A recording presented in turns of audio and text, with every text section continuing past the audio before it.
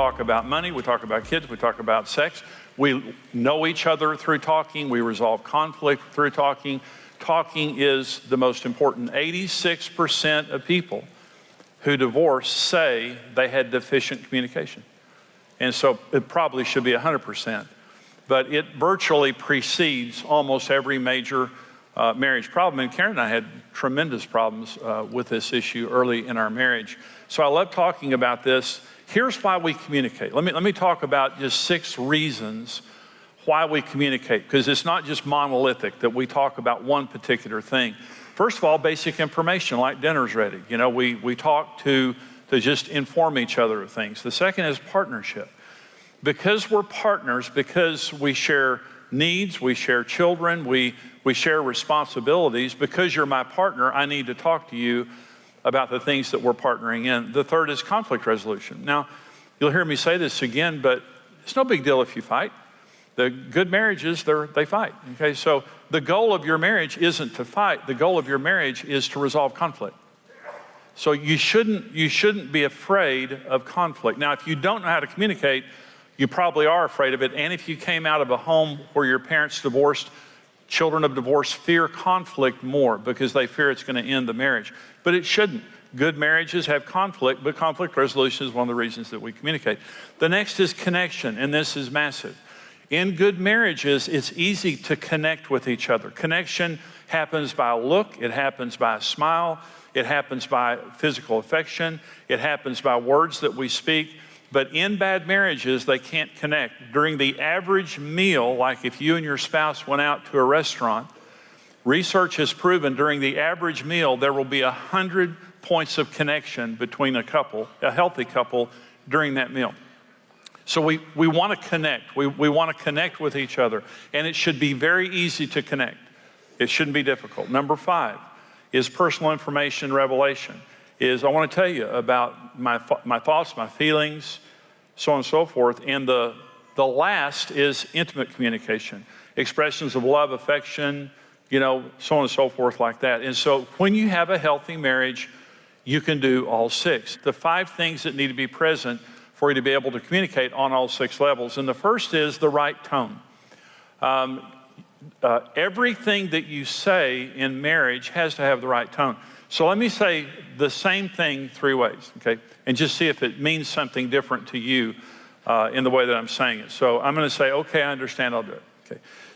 So Karen says something to me and I say, okay, I understand, I'll do it. Karen says something to me and I say, okay, I understand, I'll do it. Karen says something to me, I say, okay, I understand, I'll do it. Does that mean something different? Tone is everything in communication. First of all, tone tells you if I care or not. Let me tell you something. It is impossible to communicate with a person who doesn't care.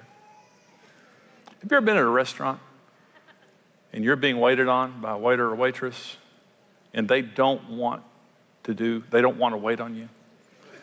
And you're wanting some more iced tea or you're wanting something and they won't make eye contact, and every time, excuse me, like that, and they walk past like that. That's what many marriages are like. You just don't care.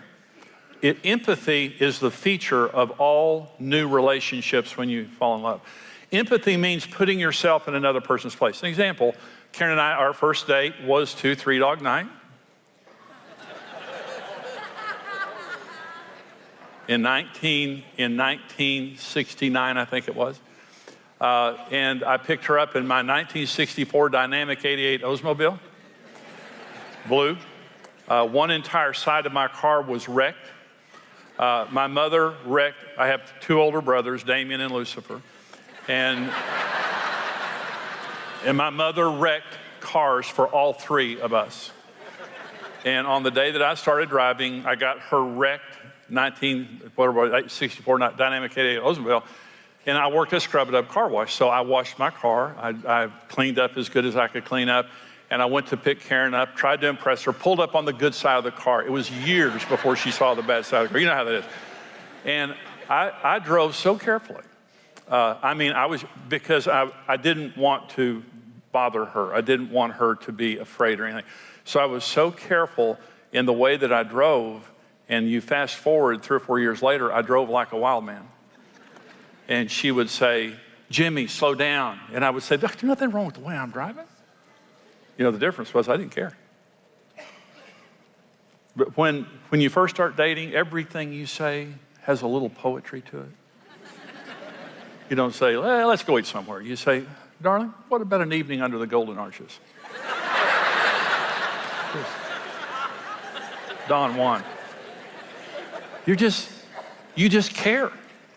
You just care. Well, Karen and I were going on a trip one time, the kids were little, and we were going away someplace for the weekend, and we were pulling out of the driveway, and she said, now, if you drive fast, I'll be tense when we get there, and I won't be in the mood. It took us 4 hours to go 100 miles. But boy, it was a great night. So, when you're speaking to your spouse, you know if they care or not. You know if they care because of the tone. You know, you just tell. So, Karen and I have been married 45 years. We know each other's tone, and I watch my tone. I know good and well when I'm talking to Karen, it's not just what I'm saying, but the way I'm saying it communicates whether I care or not. The other thing about tone is it's encrypted, whether we realize it or not. The number one need that a man has is respect. Number one. That's our mega need. The number one need that women have is security. So you have to understand when you're talking to a woman, the tone of what you're saying has to communicate to her, you're first. You're not a burden to me. If I need to say no to something else, that's no problem to me, but I won't say no to you. I'll do anything to meet your needs. And so just, what is it that you want? Rather than a tone that says, what do you want? I'm busy watching football. What do you want? And to let her know she's not on your heart, that she is a distraction, and that you're frustrated. So every time you're communicating with a woman, it's not what you're saying, it's the way you're saying it. It has to be encrypted with security, or it's going to make her feel upset and insecure. Not because she's an insecure person, but because she looks to you as a source of security in her life. Now, this is also true of daughters, little girls. When you're talking to a little girl, you have to talk to her the same way. For men, the honor is our number one need. So when you're talking to your husband, the tone of what you're saying to him has to say, I respect you and I believe in you. I believe that you're a good man, and I trust you. And it's not what you're saying, it's the way you're saying it. To a man, the way you say it is as important as what you say. And so this is also true of little boys. Little boys are just little men. And when you're talking to a little boy or son, if you humiliate him or talk down to him, it upsets him. It's going to be hard to communicate.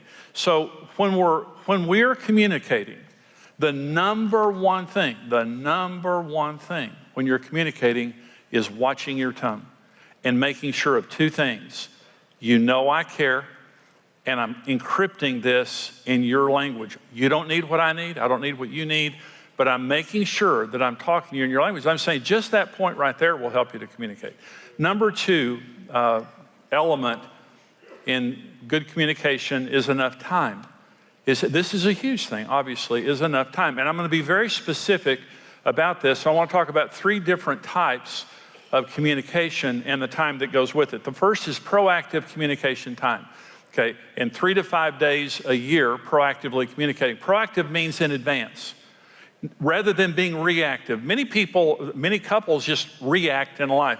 Having a budget means we're going to make financial decisions proactively. And what it does is, it means we're not just going to react to money problems all the time.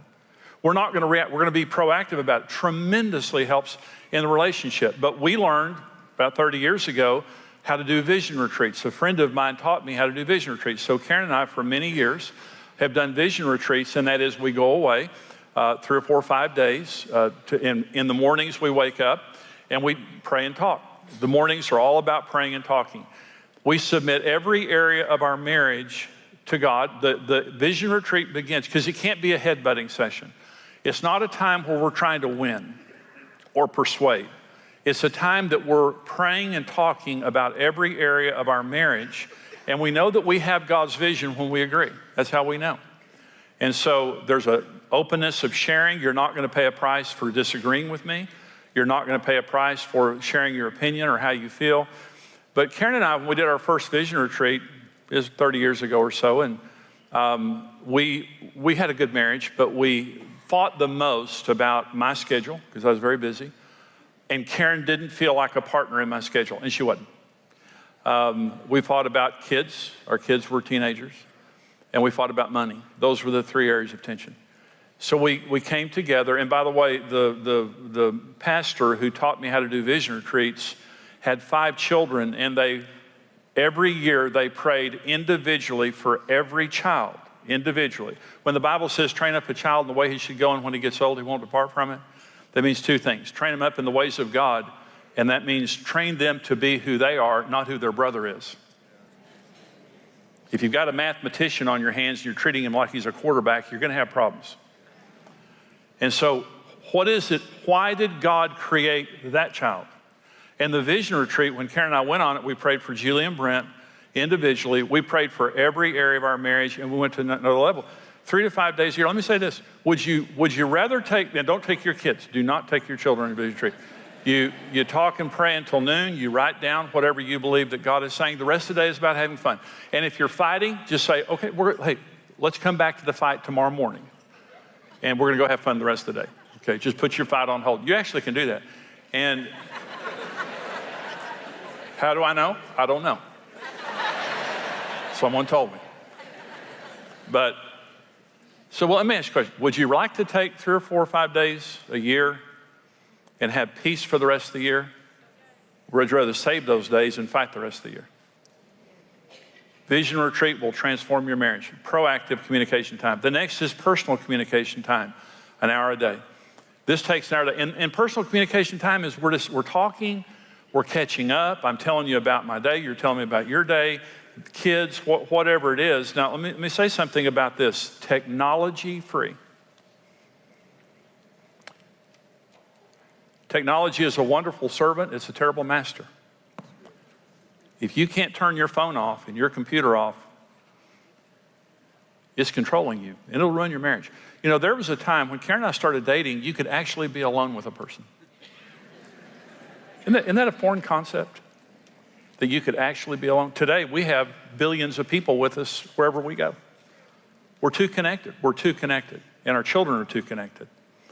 And what you have to do when you're communicating is turn your phone off or don't answer it. Just put it away. Turn your computer off. Don't be on the computer. Now, you can talk sometimes when you have your phone around stuff. I'm talking about face-to-face, quality time, an hour a day when you're going to talk. Now, Karen and I, when the weather's good, we'll sit on our back porch. We love to sit on the back porch and talk. And I know Karen's finished talking because she gets up and leaves. And I've learned what that means. And my commitment is to talk to her as long as she needs to talk. But walking in the mornings, just make it a habit. Walking in the mornings, just finding a time in the evenings when the kids are in bed, whatever your best time is. But I'm going to say something to you. If you can't find an hour a day to talk, you're too busy. And you need to find another area to cut back in, not your marriage.